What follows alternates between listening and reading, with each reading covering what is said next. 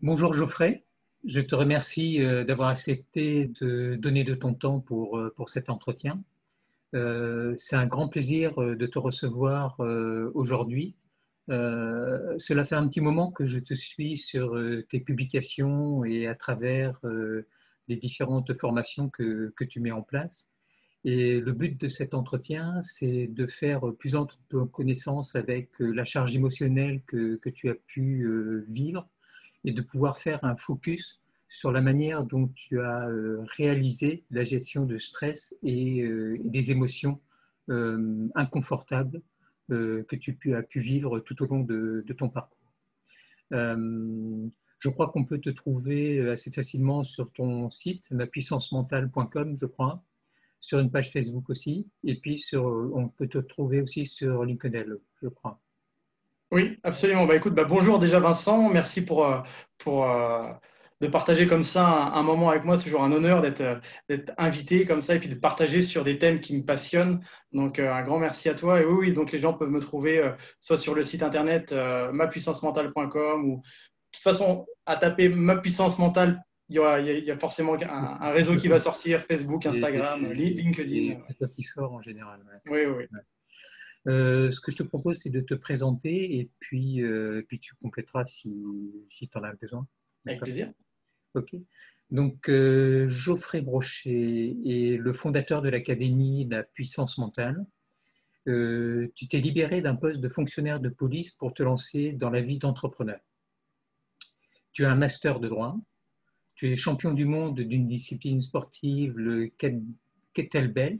C'est comme ça qu'on le prononce? C'est exactement comme ça qu'on le prononce. Ok. Et dès le plus jeune âge, tu utilises le sport pour canaliser ton énergie et gagner confiance en toi, avec une envie permanente de dépasser tes limites physiques et mentales. Pendant des années, dans les services opérationnels, tu te formes à différentes techniques, l'hypnose, la PNL et bien d'autres. Et en 2016, tu es formé au Centre national des sports de la défense à une nouvelle technique de préparation mentale, les techniques d'optimisation des potentiels. Et tu deviens, je crois, le premier instructeur, formateur de formateurs de la méthode TOP de la police nationale. Absolument. C'est ça? Exactement ça. Est-ce que tu veux rajouter des choses? Écoute, voilà, tu as bien résumé, Vincent. Euh, donc moi, il faut savoir que à la base, j'étais quelqu'un de... Quand les gens me voient aujourd'hui, ils disent, mais Geoffrey, pour lui, ça semble tellement facile de parler en public, de faire des vidéos sur YouTube, Instagram, enfin, Facebook, qui sont vues par des milliers de personnes. Sauf que les gens jugent sur un résultat, sur un moment donné, alors que si on se retourne vraiment des années en arrière, on se rend compte que le petit Geoffrey il était plutôt très angoissé. Moi, j'étais un gamin super angoissé. D'ailleurs, j'ai dû arrêter mes études de droit en plein milieu. Donc tu as dit que j'étais titulaire d'un master. Pas tout à fait, c'est une licence en droit. Et en plein milieu de ma licence en droit, j'ai arrêté. J'étais vraiment rongé par toutes ces émotions que je n'arrivais pas à canaliser. Et je me suis dit, stop, quoi, je ne peux pas faire autrement, il faut que j'arrête mes études. Et là, donc c'était un peu la descente aux enfers pour moi. J'étais vraiment très compliqué à gérer. J'avais vu un psychiatre qui m'avait donné des cachets. Ça me convenait pas parce que oui, ça jouait sur mes émotions, mais j'avais le sentiment d'être un peu comme un légume, quoi. Enfin, je ressentais plus rien. Et là, je me suis dit, ça peut pas durer comme ça. Donc, j'ai cherché vraiment dans différents domaines, dans différentes techniques, des méthodes, de quoi gérer au départ juste mes émotions, juste ça. Parce que ça me pourrissait tellement la vie que c'était vraiment compliqué. Et puis, à un moment, je me suis dit, bon, au mois de juin, je me suis dit, je ne peux pas laisser, parce que je suis quand même quelqu'un de très déterminé, je me suis dit, je ne peux pas avoir abandonné mes études comme ça, il faut quand même que je le passe. Donc, j'ai récupéré les cours d'un copain qui avait suivi toute son année. Et moi, pendant juillet et août, j'ai bûché ma licence en droit que j'ai finalement obtenue. Mais voilà, c'était vraiment. Et en plus, ça m'a permis aussi de me dépasser, tu vois, de me prouver à moi-même que j'étais capable de le faire et que je n'étais pas juste cette personne qui était bouffée par ses émotions. Ouais. Et par la suite, donc oui, je me suis orienté vers un métier qui, suite à une description comme ça peut paraître bizarre, mais j'avais besoin justement de tester mon mental et mes émotions. Et donc, j'ai cherché un métier où c'était le cas, et le métier de policier. Donc, j'ai été policier pendant 15 ans, 10 ans en unité opérationnelle, et puis j'ai terminé ma carrière de policier comme formateur. Et comme tu l'as dit justement, donc, au fur et à mesure du temps, je me suis vraiment spécialisé dans tout ce qui était préparation mentale, coaching mental. Je me suis formé dans de nombreuses méthodes. J'ai vraiment retiré les techniques et les stratégies qui étaient, pour moi en tout cas, et puis pour les centaines de personnes sur qui voilà, on a fait beaucoup de tests, surtout dans des moments très difficiles, hein, parce que la police, bon, ils connaissent des milieux, enfin des situations où tu risques ta vie, hein, donc c'est délicat. Et donc ça, pour moi, en fait, ma vie a été un laboratoire, vraiment pour tester, expérimenter. Et donc oui, j'ai été le premier formateur de formateurs, donc instructeur de la méthode TOP, donc, qui est une méthode de préparation mentale qui a été créée par les militaires dans les années 90. Et donc, j'ai été comme ça le premier instructeur top de la police nationale. Et maintenant, comme tu as dit, je suis entrepreneur. J'ai quitté ce métier qui pourtant me passionnait qui m'a passionné pendant de nombreuses années. Donc, je l'ai quitté pour monter mon académie de puissance mentale, où je forme maintenant des coachs mentaux. Et je fais aussi du coaching et puis des conférences. Enfin, bref, Okay. je m'éclate. Et donc, la première question en fait qui me vient, c'est qu'est-ce qui se passe dans la tête quand on décide de quitter un milieu qui peut paraître sécurisant professionnellement, puisque tu étais policier avec une certaine sécurité d'emploi, et j'imagine, pour basculer dans un entrepreneuriat. Est-ce que tu peux me raconter en quelques phrases ce qui se passe et les étapes importantes que tu as dû franchir pour arriver là, là où tu en es actuellement avec tout le développement que tu prends actuellement? Tu sais, Vincent, moi, je suis rentré dans la police vraiment on pourrait dire par vocation, mais c'est plus par conviction. Quand je suis rentré dans la police, c'était vraiment pour, au-delà comme j'ai dit, hein, vraiment avoir aussi cette adrénaline pour tester mon mental, pour vivre des situations que le citoyen lambda voilà, ne pourrait pas vivre, voir des choses que tout le monde ne peut pas voir. Mais c'était surtout pour contribuer à un monde meilleur. J'étais vraiment passionné par ça, et je me suis dit, en fait, moi, ce qui m'anime vraiment, c'est le partage, c'est aider les autres, c'est vraiment leur venir en aide d'une façon ou d'une autre. Et quand je suis rentré dans la police, j'étais vraiment passionné. Par la suite, quand j'ai senti que le terrain commençait vraiment à me fatiguer, physiquement, émotionnellement, parce que à force, tu as beau faire, mais enfin, tu sais ce que c'est, voilà, tu as aussi un passé qui a été confronté à des situations pas évidentes. Et donc, à un moment, je me suis dit, soit je continue à rester sur le terrain, mais c'est ma santé physique et mentale qui risque d'en pâtir, soit je me réoriente. Et là, donc, je me suis orienté vers cette spécialité de formateur. Et puis, à un moment donné, eh bien, pourtant, comme tu le dis, hein, quand on prend du recul, j'avais la situation idéale. J'avais un salaire de 2300 € qui tombait tous les mois, garanti à vie. J'avais un statut, quand on est formateur spécialisé dans la police, c'est vraiment un statut qui n'est pas évident à avoir, hein. C'est de nombreuses sélections. Et quand j'ai dit à des gens que j'allais quitter ce job un peu protégé, puisque quand tu es en formation dans la police, tu risques plus ta vie, hein. Le seul risque, comme je disais en m'amusant, c'est de louper l'heure de la cantine, quoi, tu vois. Donc, il n'y a plus de risque comme j'ai pu le vivre sur le terrain. Mais à un moment donné, cette flamme que j'avais intérieure, cette passion, eh bien, j'ai senti qu'elle diminuait. Je l'ai senti en me disant, enfin, j'allais avec moins d'entrain au travail, j'étais moins passionné. Et là, je me suis observé, je me suis dit, mais comment je vais me voir? Est-ce que si je continue comme ça, d'ici 5 ans, des fois on se dit la fin de sa vie, mais juste dans 5 ans, comment je me vois? Et là, je me suis dit, je ne peux pas continuer comme ça. Et j'ai senti qu'il y avait une valeur très importante, qui est notamment celle de la liberté, qui me manquait, et la liberté d'entreprendre, la liberté de créer des choses, des formations, de proposer voilà, plus grand que la police. Et donc, je me suis dit, bah voilà, je vais monter ma structure, et puis on verra ce qui se passe. Et je me suis lancé, et comme tu le dis, bah, maintenant, je veux dire, j'ai la chance que ça marche, mais est-ce que c'est vraiment de la chance? Je travaille beaucoup. Comme tu le sais, on n'a rien sans rien. Donc, j'y mets du cœur, j'y mets de la passion. J'ai de très bons retours. Donc voilà. Et les questions que je me suis posées, hein, c'était vraiment comment je me vois d'ici quelques années. Est-ce que pour moi, pour mon entourage, est-ce que c'est vivable de rester comme ça dans cette situation? Et bah, la réponse était non.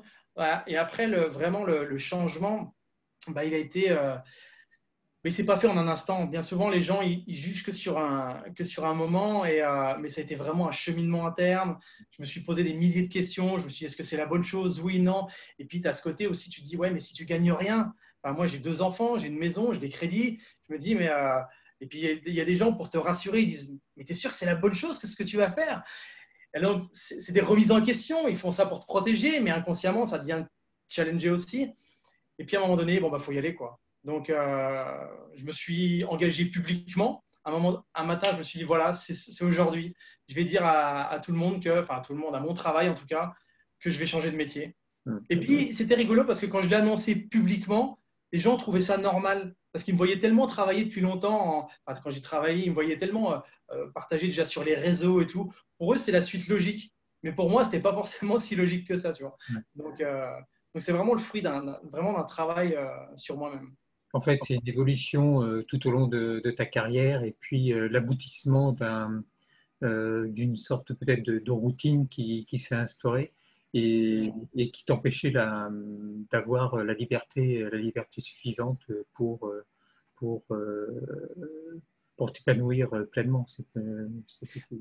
C'est exactement ce que tu dis, c'est-à-dire pour m'épanouir pleinement, j'aurais pu rester dans cette routine, j'aurais pu faire mon petit job, j'aurais pu voilà, avoir mes horaires fixes, j'aurais pu, mais j'avais ce sentiment d'avoir vraiment, et je dis ça en toute humilité, mais comme tous les gens qui vont nous écouter, enfin, on a un potentiel incroyable et parfois on a tendance à se limiter en disant oui, mais ce que j'ai, c'est déjà pas mal.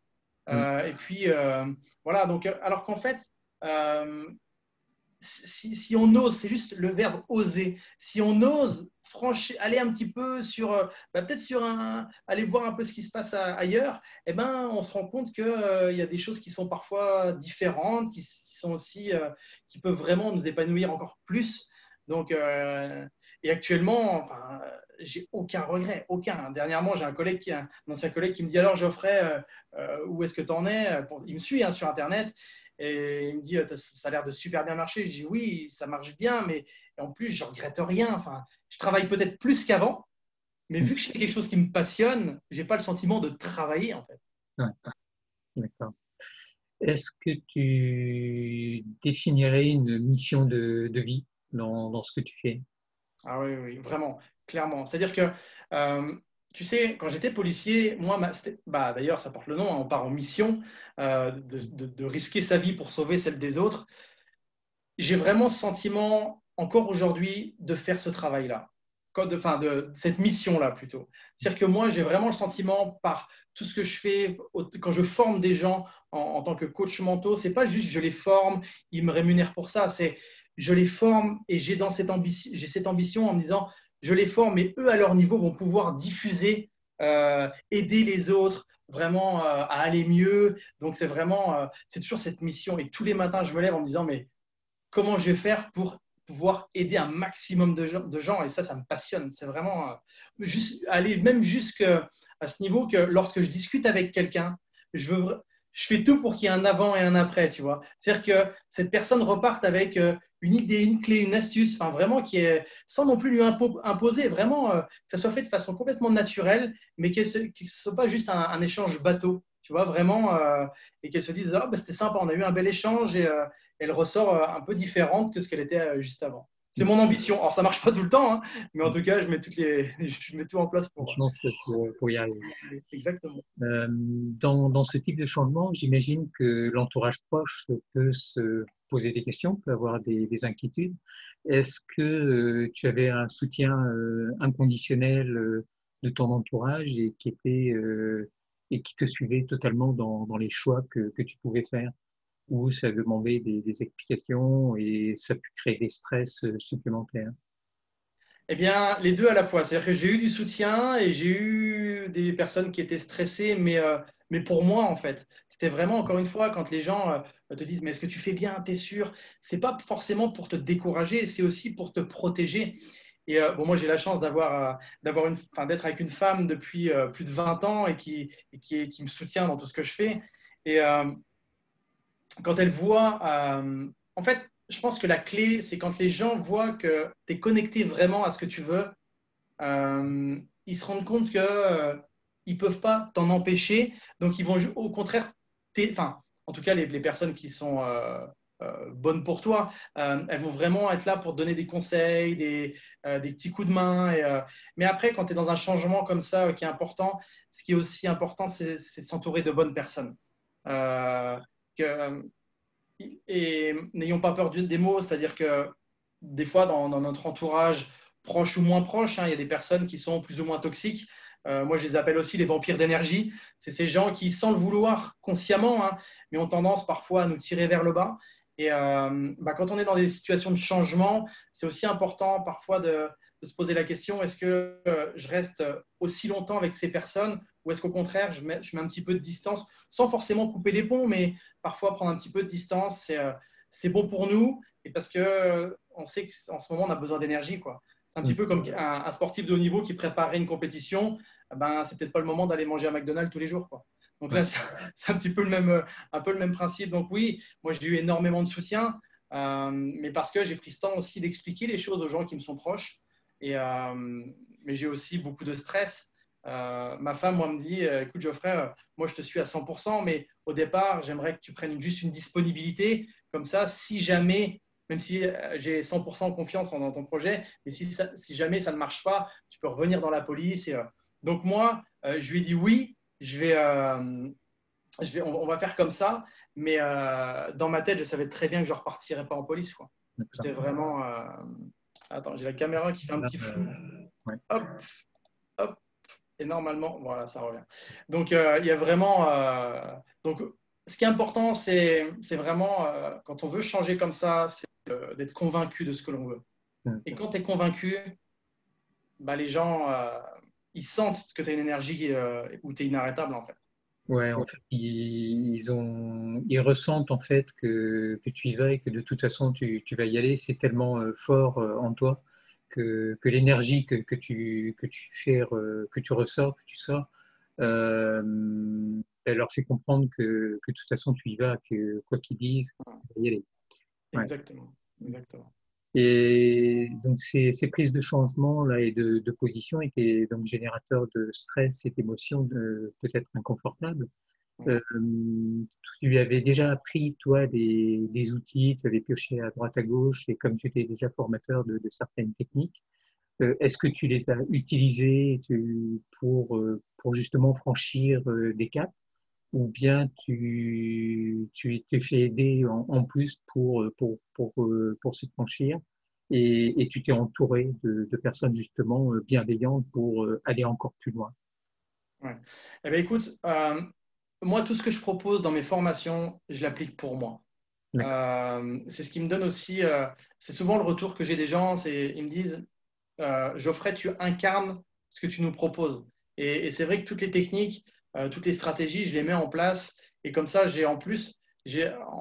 en les travaillant, en les expérimentant dans différents contextes, ça me permet vraiment de les connaître encore mieux, de les ajuster encore plus et vraiment de pouvoir mieux les transmettre par la suite. Donc oui, oui, tout ce que j'ai, toutes les techniques là de gestion mentale, gestion du stress, gestion des émotions, je les ai mis en place parce que même quand tu es convaincu, tu n'es pas toujours au top du top, hein. Il y a des moments où tu es démotivé. Et ça, les gens qui nous écoutent là ou qui nous regardent, c'est important de le comprendre, c'est que quand on fait ce choix de changer, il y a des moments où on sera en super énergie, mais il y a aussi des moments où où on sera vraiment en descente. Et là, il faut juste accepter et se dire, OK, c'est juste un mauvais moment à passer et ça va changer. Et donc là, c'est important aussi de mettre des choses en place. Donc oui, tout ce que j'ai mis en place, bien évidemment, des choses de préparation mentale me concernant, mais aussi j'ai été accompagné, j'ai rencontré des gens qui avaient déjà fait le chemin, des gens comme Paul Pironnet, que tu connais, des gens comme Martin Latulippe, qui est canadien, coach canadien. Moi, dans tout ce que j'ai toujours fait, je me suis entouré des meilleurs. J'ai vraiment cherché des personnes qui étaient pointues pour pas perdre de temps, pas perdre d'énergie, pas perdre d'argent en fait, en allant tout de suite vers les meilleurs.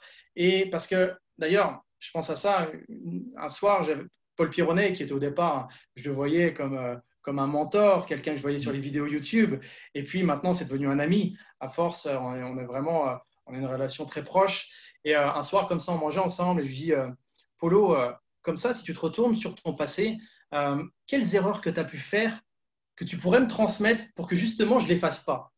Et là, il m'a vraiment partagé plein de choses. Et, parce que je me dis, c'est un gars, il a plus de 30 ans d'expérience. Donc, s'il me donne des erreurs qu'il a pu faire, eh bien, moi, je ne le ferai pas. Et puis, ou en tout cas, je les ferai peut-être moins, ou j'aurais anticipé mon mental en me disant, OK, ah, bah, l'erreur là, elle arrive, mais c'est normal en fait. Enfin, ou le challenge là, il arrive, mais c'est normal. Donc, et c'est pour ça qu'il est toujours important de s'entourer de personnes qui vous inspirent, des personnes qui ont déjà marché le chemin en fait. Ouais, Et l'un ne va pas sans l'autre. C'est-à-dire que c'est important d'appliquer et de s'inspirer vraiment pour aller dans une direction qui est bonne pour soi. d'accord. Et du coup, est-ce que tu as instauré un rituel quotidien dans ta préparation? Est-ce que toi, tous les jours, tu réalises certaines techniques ou tous les matins, tu as quelque chose de particulier que tu fais ou bien c'est pas forcément quotidien? Alors, parce que c'est vrai que je sais que beaucoup de personnes aiment avoir un planning vraiment en disant voilà, de telle heure à telle heure, je fais de la méditation, entre midi et deux, je fais ça. Et ça fonctionne pour certains. Et d'ailleurs, je le propose même quand je forme des gens. Mais je sais que pour moi, ça ne fonctionne pas. Enfin, c'est pas que ça ne fonctionne pas. C'est pas la meilleure façon de faire pour moi, en tout cas. Moi, je suis beaucoup plus à l'écoute de mes ressentis, à l'écoute de mes émotions, à l'écoute de mes pensées. Et j'ai vraiment développé cette capacité à être avec beaucoup de justesse et beaucoup de finesse, savoir quand je vais bien, savoir quand je vais moins bien, et dans ces cas-là, mettre en place des choses. D'ailleurs, quand je me dis, ouh là, je m'énerve un petit peu plus rapidement que d'habitude, que ce que je devrais faire, eh bien, les jours d'après, je refais des techniques de méditation le matin. Tu vois, alors que je ne les avais pas forcément prévues dans mon planning, j'ai envie de dire, 3 jours avant. Et, mais alors, il y a des rituels par contre que je mets en place et ça, c'est plus, je me crée un besoin parce que parfois je ne le fais pas et ça va très bien, mais juste après manger, j'aime bien prendre un temps pour faire une relaxation, pour me poser vraiment, pour faire la pause entre le matin et l'après-midi pour être beaucoup plus performant par la suite et vraiment calmer le mental parce que moi, mon problème, c'est de ne pas être assez motivé, c'est d'être trop motivé. Donc, et je sais que quand on est trop motivé, le risque, c'est de se brûler en plein vol. Donc, c'est important de gérer vraiment, de gérer ça. Et, mais voilà, avec le passé de sportif, le passé de policier, j'ai vraiment développé cette capacité à m'observer, à m'écouter. Et ça, les gens qui nous écoutent et qui nous regardent peuvent aussi le faire très facilement. C'est-à-dire que quand ils s'entendent dire des choses qui parfois dépassent leurs pensées, eh bien, se dire, OK, là, peut-être qu'en ce moment, je suis fatigué, peut-être qu'en ce moment, j'ai besoin de repos, mais pas forcément 3 semaines au Baléares. Hein. Ça peut très bien être juste 5 minutes, je fais un peu de respiration, un peu de cohérence cardiaque, et des techniques très simples, hein, disponibles un peu partout. Et puis, bon, bah, après, si on veut aller un peu plus loin, on peut se former. Hein. Mais, euh, mais déjà, des techniques très simples permettent tout de suite de calmer son mental, calmer ses émotions, et c'est important. C'est important de le faire parce que sinon, après, on est dépassé, on arrive à des situations qu'on ne contrôle plus forcément, on a des pensées, des émotions et des comportements qui sont inadaptés. Et puis après, on s'en veut un peu d'avoir fait ou dit des choses qui ne nous correspondaient pas. Ouais. Donc, Ok, c'est un peu ce à quoi je voulais en venir. C'est que venant du milieu du sport du haut niveau, et puis en étant sur policier dans des opérations, dans comment dire, des brigades d'élite opérationnelles, euh, tu as appris à te connaître, du coup, et du coup, est-ce que tu arrives à bien identifier tes besoins en fonction des émotions du moment et à y répondre de manière adaptée?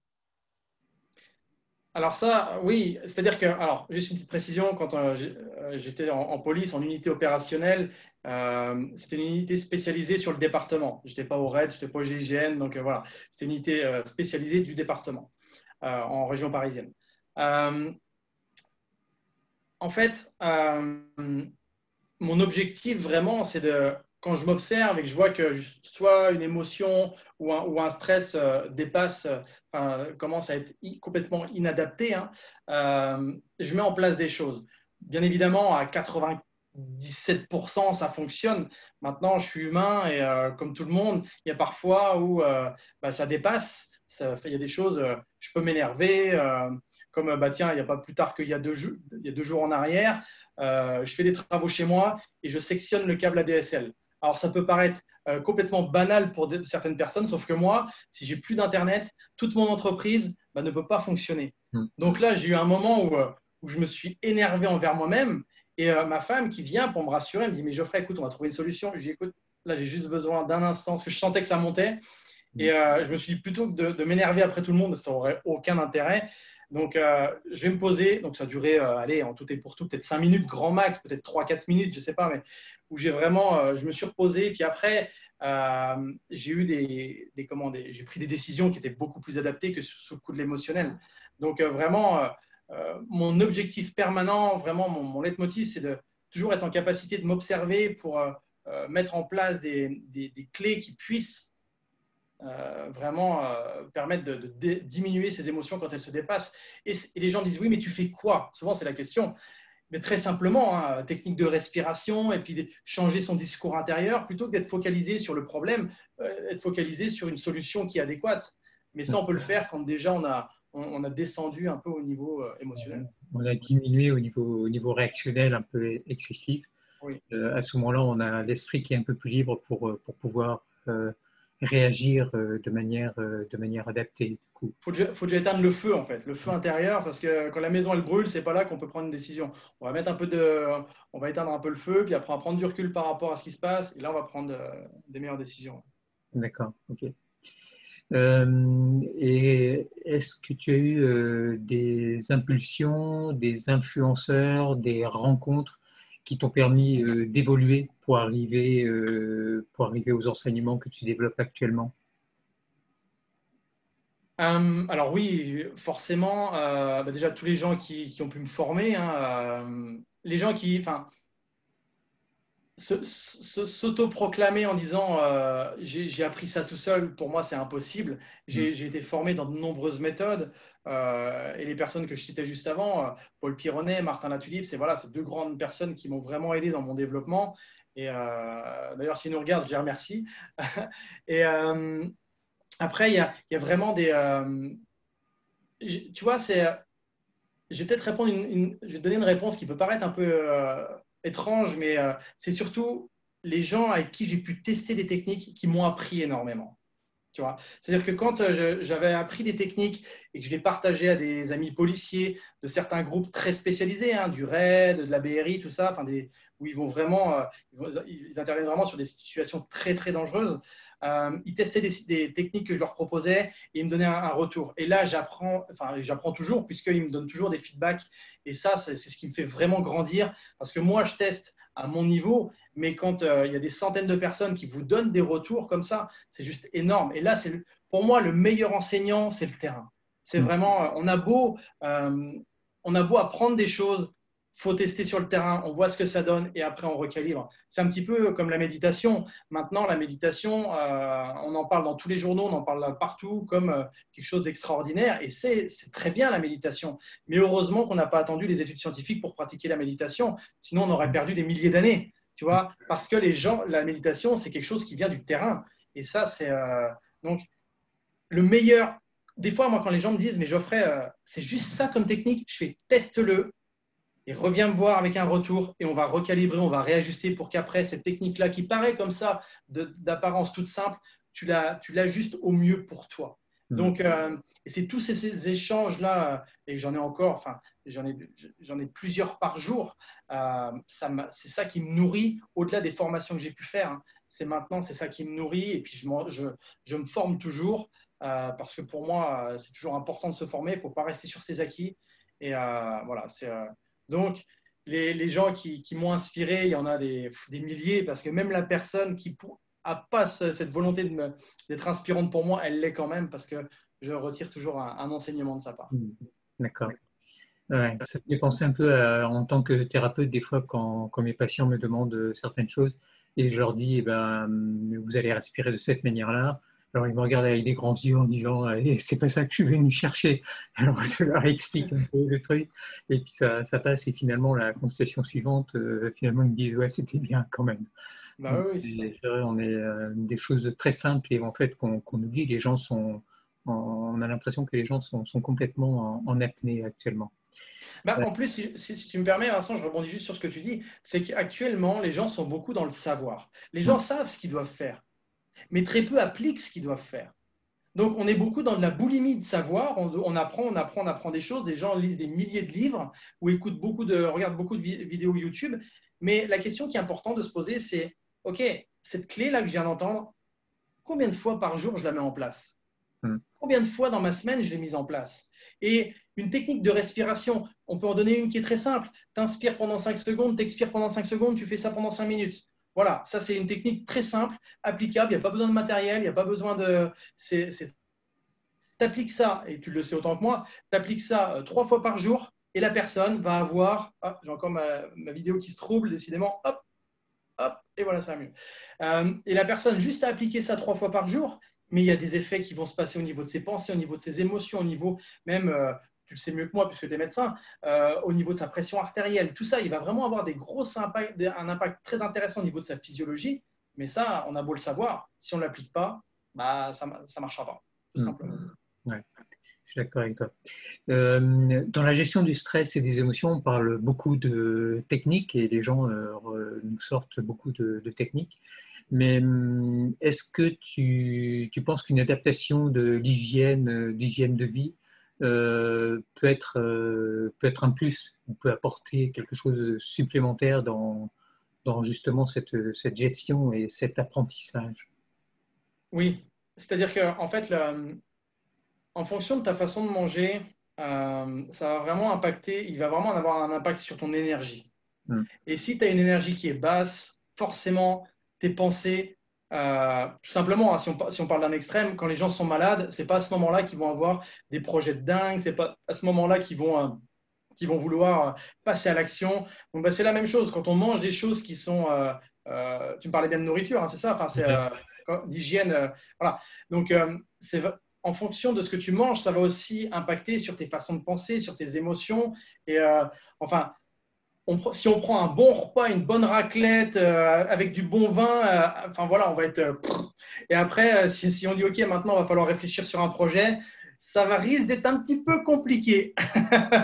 Bon, ça n'empêche pas qu'on aura passé un bon moment, mais on ne sera peut-être pas ultra productif en termes de réflexion et de créativité. Donc oui, c'est important de. Encore une fois, bah, tu vois, moi, j'ai partagé ce que je pratique sur moi, c'est-à-dire que moi, il m'arrive parfois de ne pas manger le soir, de ne pas manger le matin et de manger quand j'ai faim. Mm. Des fois, je fais un repas par jour, 2 repas par jour, parfois 3. Et je n'ai pas un planning. Encore une fois, je m'écoute, je m'observe. Est-ce que j'ai vraiment faim? Et puis voilà. Donc, il est important, selon moi, d'avoir une hygiène en termes d'alimentation, une hygiène physique aussi pour faire du sport. Parce que bien dans son corps, bien dans sa tête, hein, voilà, un corps sain dans un esprit, dans un esprit sain, enfin plutôt un esprit sain dans un corps sain. Euh, et c'est aussi important d'avoir une hygiène mentale. Mm. Faire attention à ce que l'on dit, faire attention à ce que l'on regarde, euh, faire attention aussi, est-ce qu'on regarde beaucoup les informations, est-ce qu'on regarde pas beaucoup les informations. Ça, c'est parce que quand je parle des informations, il y a beaucoup d'idées négatives. Donc, voir les gens que l'on côtoie, est-ce que les gens sont plutôt positifs, plutôt négatifs. C'est important aussi de faire un état des lieux un peu de ce que l'on fait pour savoir vraiment si ça correspond à qui l'on veut être en fait. Donc hygiène physique, hygiène au niveau de la nourriture, vraiment qu'est-ce que je mange, comment je me nourris et comment aussi je me nourris intellectuellement. Ouais. J'ai l'impression qu'il y a comme s'il y avait trois ou quatre piliers sur lesquels il fallait s'appuyer. C'est le physique et l'esthétique, la nourriture avec la nutrition, micronutrition, et puis le mental, et que ces piliers-là, en fait, vont en même temps et que l'un sans l'autre, on va se retrouver un peu bancal et on ne va pas pouvoir monter comme on voudrait certains projets. C'est la sensation que j'ai et ce que je mets en place, en tout cas auprès de mes patients. Je ne sais pas si toi, tu constates ça aussi. Oui, absolument. C'est-à-dire que tu as beau avoir la plus belle des voitures, si à un moment donné, tu ne mets pas le bon carburant dedans, ta voiture, elle ira nulle part. Et si après, tu mets un mauvais conducteur à la place, eh bien, tu as beau avoir la plus belle des Ferrari avec le plus bon, avec le meilleur carburant, eh bien, sur le circuit, ça ne va pas être la meilleure des choses. Donc, c'est important de faire attention à son enveloppe corporelle, hein, vraiment, comme on la nourrit. Et puis, comme tu disais, hein, donc, après, au niveau des pensées, tout ça, c'est un tout. Et c'est pour ça que parfois, la médecine a ses limites. C'est-à-dire qu'on veut gérer juste le physique, Mm. alors que, par exemple, accompagner une personne qui déprime juste en lui donnant des médicaments, bah, peut-être qu'à un moment donné, c'est important pour elle qu'elle retrouve du sens dans sa vie. Mm. Parce puis qu'elle gère aussi ses émotions, enfin, tu le sais autant que moi, et enfin, même peut-être même plus que moi. Et voilà, si c'est juste, oui, ok, bah, comme je te disais, moi, quand j'étais étudiant, j'étais allé voir un psychiatre qui m'avait donné des médicaments. Au niveau émotionnel, j'étais plat, mais pour autant, je n'étais pas bien. Donc c'est important d'avoir vraiment un accompagnement global, comme tu le disais, parce que sinon, bah, c'est de la gestion à court terme et pas de la gestion à long terme, tout Ouais, simplement. d'accord. Ok, donc on se rejoint un peu là-dessus. Dans cette période en fait de confinement et de déconfinement, on est amené à observer des interactions entre surcharge mentale, stress, fatigue.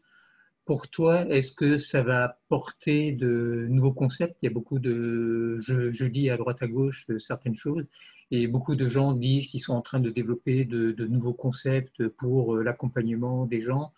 Euh, J'en suis pas forcément persuadé. Je pense on est dans un accompagnement qui va être plus intense.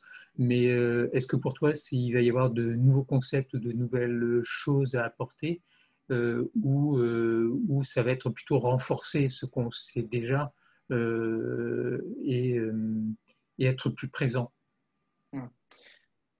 Selon moi, alors je ne peux pas prédire l'avenir, mais en tout cas, il y a quelque chose qui va être important de faire, c'est de remettre l'humain au cœur de la société. Mm. Quand je dis remettre l'humain, c'est considérer que l'humain en tant que tel et pas juste l'humain en tant que numéro, que ce soit au sein des entreprises, au sein même de la fonction publique. Quand on se présente à l'hôpital, ben, c'est pas juste voilà, il y a un patient, vraiment un humain en face de nous. Mais malheureusement, avec la charge de travail, avec les conditions de travail, avec l'humain est vraiment passé en second plan et selon moi, c'est ce qui. Et le souci, c'est que dans ces périodes-là, avec le Covid hein, notamment, on est vraiment. Les gens sont beaucoup dans l'émotionnel, donc ont des réactions parfois qui sont excessives. Et là, ce qu'il y avait un petit peu chez eux, bah, aujourd'hui, c'est peut-être exacerbé. Et je ne suis pas sûr que ce soit dans ce genre de situation qu'on ait vraiment des, euh, des stratégies qui soient. Enfin, selon moi, c'est pas quand tu es au niveau émotionnel très fort que tu peux être vraiment, que ta créativité puisse être bah, très productive. C'est-à-dire que tu vas avoir, euh, en fait, pour moi, prendre des bonnes décisions avec des grosses charges émotionnelles, c'est pas forcément idéal. Comme je disais, c'est important d'être posé et de dire, OK, en ce moment, là, on va être obligé, on est vraiment pour moi en tout cas, on est vraiment sur un tournant, sur une transformation de l'humanité, hein, on peut dire ça. Hein. On va vraiment on va transformer nos façons de faire, nos façons de travailler. Mais ce qui va être essentiel, c'est de remettre de l'humain dedans. Et bah, je compte aussi beaucoup sur les générations qui arrivent parce qu'eux, ils ont déjà une longueur d'avance. Quand on voit les gamins, ils percutent beaucoup plus rapidement que génération d'avant. Enfin, ils ont des capacités beaucoup plus développées. Donc, je ne sais pas s'il va y avoir des transformations, mais en tout cas, je l'espère, et notamment en remettant l'humain au cœur du processus, vraiment. J'espère aussi que ça va être, que ça sera le cas, parce que en fait, jusqu'à présent, on avait l'impression d'être parfois des numéros, alors que l'humain pour l'humain, c'est ce qu'il y a, c'est ce qu'il y a de gagnant, à mon avis, dans, Absolument. dans l'avenir. Est-ce que toi, tu as eu l'impression d'être impacté par cette période? Et si tu as été impacté, est-ce que tu as mis en place des choses? Alors, pour être très honnête avec toi, j'ai été impacté surtout les premiers jours parce que moi, euh, voilà, j'ai pris cette nouvelle en me disant waouh, qu'est-ce qui se passe quoi? Je suis allé faire mes courses, j'ai vu les gens, bah, comme tout le monde, hein, les gens qui couraient dans tous les sens, j'ai dit qu'est-ce qui nous arrive? Et donc là, j'ai été impacté dans le sens où je me suis dit vraiment un peu ébahi. Et je me souviens d'un soir où j'étais avec ma femme et je dis, écoute, on a le choix. Soit on peut voir cette situation comme catastrophique, c'est la fin du monde, soit on peut voir cette situation comme une expérience. On va vraiment, on va pouvoir, si on veut vraiment, ressortir de cette expérience grandi. Parce qu'on va pouvoir aussi transmettre à nos enfants. Moi, j'ai deux enfants qui ont 9 ans et 12 ans. Soit ils vont ressortir en disant, oh là là, le confinement, c'était horrible, ou alors le confinement, c'était une belle expérience. Et, et donc, on a mis en place des choses vraiment pour… déjà, on a minimisé notre rapport aux informations parce que sinon, c'était très anxiogène. Et on a pris du temps pour nous, déjà au niveau individuel, puis après au niveau collectif. Donc, pour moi, je l'ai vraiment bien vécu ce confinement, voilà, en mettant en place des choses simples. Mais je peux comprendre aussi les gens qui en raison de leur vie, en raison de leur expérience, l'ont mal vécu. Moi, je connais des gens qui ont littéralement pété les plombs. J'en connais d'autres qui l'ont très bien vécu aussi. Et encore une fois, il n'y a pas de jugement par rapport à ça. Donc moi, pour vraiment répondre à ta question, j'ai été impacté surtout les 2, 3 premiers jours. Et puis après, je me suis vraiment adapté. Voilà, D'accord. c'est cette situation. Il y a une question qui m'intéresserait et dans la mise en place en fait de ton développement, on parle beaucoup de neurosciences actuellement et on met un peu des neurosciences un peu à tout et à toutes les sauces. Ouais. Alors, c'est pas toujours évident de trouver des informations fiables sur les neurosciences. Est-ce que toi, c'est quelque chose que tu essayes d'intégrer et moi, j'ai l'impression que parfois on l'intègre de manière innée de par ce qu'on a appris. Ou est-ce que tu vas piocher des informations dans des formations, dans des revues sur les neurosciences et comment l'adapter à ce que tu peux développer comme enseignement? En fait, les neurosciences, c'est extrêmement intéressant parce que ça vient, voilà, soit confirmer, soit au contraire donner l'inverse de ce qu'on pouvait penser. Mais moi, par rapport à ce que j'observe, comme tu le dis à juste titre, on met le terme neurosciences un peu à toutes les sauces. Et le souci, c'est qu'on a tendance à trop intellectualiser les choses et peut-être, selon moi, encore une fois, à ne pas mettre assez l'humain au cœur du processus. C'est-à-dire que les gens, si on leur dit que telle technique de respiration, telle technique d'imagerie mentale est efficace, ils vont, ok, ça va avoir un impact déjà sur leurs préjugés. Alors, ma caméra fait encore des siennes. Hop, hop, et voilà. Donc, moi, en tant que formateur, je m'intéresse aux neurosciences, mais quand je fais des formations, j'en parle, mais avant de parler de ça, je fais tester les choses, expérimenter les choses, et je leur dis, OK, qu'est-ce que vous avez ressenti par rapport à ça? Parce que le ressenti, parce que, soyons clairs, une étude qui aujourd'hui est valable, demain, après-demain, dans 1 an ou 2 ans, ça se trouve, elle sera contredite. Donc, voilà. Donc, juste de se fier à ça, pour moi, c'est pas assez, voilà. C'est pas… Alors, ça rassure les gens, OK, mais passons aussi un petit peu au concret, au réel et testons les choses. Et restons pas juste au niveau mental. Voilà. Très bien. Et si tu avais un rêve aujourd'hui pour aller plus loin? Ah, alors, c'est même pas si, c'est j'en ai un. Super. Un grand rêve, c'est, tu vois, cette académie que j'ai montée, qu'elle soit vraiment, qu'elle se diffuse au niveau international. Déjà, c'est déjà le cas, mais j'ai vraiment cette ambition, en tout cas, qu'elle se développe encore plus. Là, actuellement, je travaille sur des gros projets pour qu'elle se développe déjà dans toute la francophonie. Donc, vraiment, et encore une fois, les gens ils me disent, mais pourquoi Geoffrey, tu fais ça? Parce que moi, ma mission principale, c'est contribuer à un monde meilleur. Et tu vois, c'est Académie de puissance mentale. J'ai envie de dire, s'il y a même l'académie et derrière, il y a juste moi. Mais même, alors moi, je suis porteur du drapeau, mais par la suite, j'ai envie que quand je serai plus là, qu'il y ait toujours ça en place pour que les gens puissent bénéficier de toutes les techniques, toutes les expériences de chacun et que ça vraiment, que ça profite au plus grand nombre. D'accord, ok, merci. On arrive à la fin de l'entretien. Est-ce que tu voudrais rajouter quelque chose de particulier, quelque chose en plus sur ton académie, sur toi, sur… Eh bien, écoute, encore une fois, un grand merci, Vincent, pour avoir comme ça accordé du temps pour qu'on partage, qu'on échange. Et puis on aurait pu le faire juste en privé, mais au contraire, on va le diffuser aux autres parce que justement, ils vont peut-être pouvoir avoir une clé comme ça qui pour eux vont pouvoir utiliser. Bah, justement, je pose la question aux gens qui vont regarder cette interview et qui vont l'avoir écoutée jusqu'au bout. Euh, quelle clé par rapport à tout ce qu'on a pu dire vous allez mettre en place là dans les minutes, dans les heures qui suivent? Parce que c'est ça vraiment l'important. Et la chose que je pourrais rajouter aussi, c'est que on voit tellement de personnes qui manquent de confiance, qui ne croient pas en eux. Et j'ai vraiment un souhait pour tout le monde, c'est que croyez en vous. Juste croyez en vous parce que vous pouvez même pas imaginer à quel point votre potentiel est énorme. Au quotidien, j'assiste à des transformations de personnes et c'est juste waouh.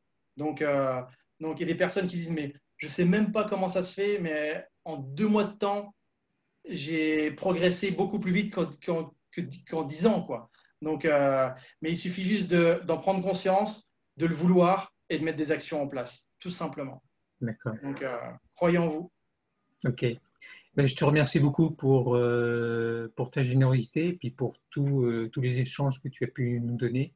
C'était très enrichissant. Et effectivement, on aurait pu le faire en privé, mais ce qui est intéressant, c'est aussi de sensibiliser les gens et de voir qu'est-ce qu'ils retirent de ces entretiens et qu'est-ce qu'ils mettent en place. Et j'attends un peu les retours de ces différentes interviews pour pouvoir justement en tirer quelque chose et le partager avec tous ceux qui auront participé à ces interviews, leur dire quels sont les retours, ce que les gens ont pu mettre en place et ce qu'ils ont retenu de tout ça. En tout Et cas, si les merci. gens ont des questions, bah, qu'ils n'hésitent pas à soit venir vers moi, soit vers toi. Enfin, Bien sûr. toi comme moi, on est là dans le partage, on aime ça. Et, donc Et je voilà, pourrais si jamais il y a des questions particulières te absolument. concernant qui me viennent, je te les transmettrai avec grand plaisir. En tout cas, merci pour tout ce que tu nous as apporté, pour ton expérience. Et puis, passe une belle soirée et à très bientôt. Merci à toi, Vincent. À très bientôt.